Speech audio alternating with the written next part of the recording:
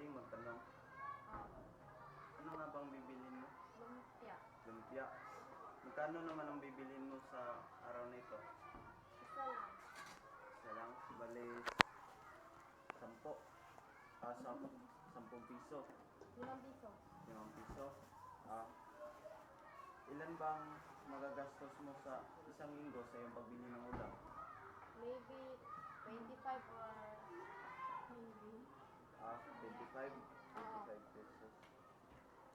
So kung ganun, magkano naman ang ibibigay na pera sa iyo ng yung mga magulang? Sa isang araw, 20. Bale 20 Oo. bawat araw. Oo. So kung ganun, may 100 ka sa isang linggo, sa 5 araw, sa Monday to Friday. So kung ganun, kasama na ba dito ang yung budget sa iyong ulam?